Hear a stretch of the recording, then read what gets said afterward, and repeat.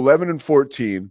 And afterwards, Micah Shrewsberry, in his second year at Notre Dame, goes to the podium, and this is what we get. And in my opinion, this is somewhat amateur hour-esque, and I'll tell you why after we play it. Go ahead, Scotty.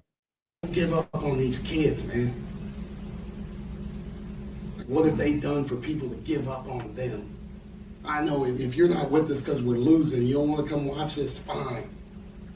But do it because of me then. But not these kids, man. They don't deserve that. They don't deserve that. Like, ain't nobody else getting home at 5 a.m. from Boston College and going to class the next day and coming to practice and working out and preparing to play Louisville. Nobody else is doing that. Don't give up on these kids, man. I don't care about anybody's opinion. I know who I am. I know I can coach basketball, and I know I'm turning this program around. So you gave up on me already? I'm going to see you back here. I don't give a damn. Don't give up on these kids, because we're going to get this thing rolling. I sat there and watched more Louisville fans in here than Notre Dame people, and that's embarrassing. That's embarrassing for me, because I'm the head coach here. And yes, I got us in this predicament. But don't come back when we're losing or when we're winning, because we're turning this around, man. You better believe that. Everybody that gave up on me, believe it. Write this date down and believe it, because we're going to get this thing rolling. I don't care if you gave up on me or not. Micah Shrewsberry going ham on the media after a loss to Louisville, in which he felt like the crowd was not engaged and really wasn't even there. Look, bad news, dude. You lose games, people aren't going to come see you play. That is everywhere, except for, growing up an Eagles fan, people actually will still go to tell you how bad you suck.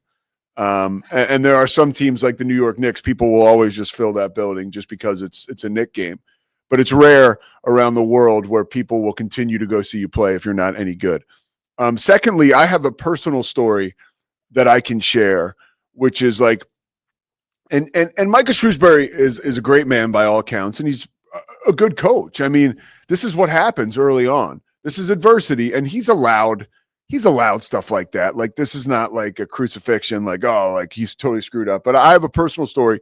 In 2003, I was back in Philly, and we were really aligned with the basketball program then, and my family was, because my mom worked in athletics. So we went, my dad and I, my mom did not go. We went to the basketball banquet, the Villanova basketball banquet.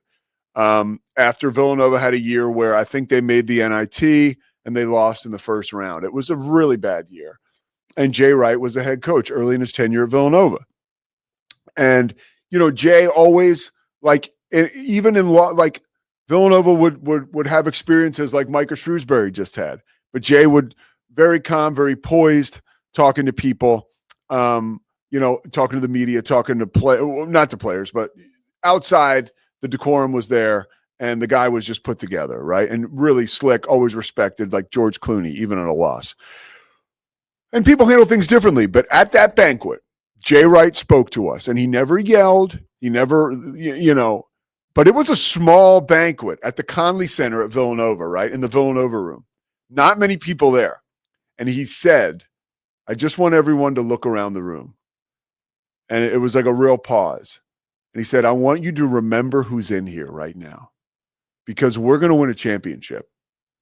And when we win a championship, I want you to remember all the people that you're looking at right now. Like, we did this. He didn't go call out the entire university of the kids. So I think that's an example of how to do it. And I think the Micah Shrewsberry one, a little bit of amateur hour, but the dude was pissed. I get it.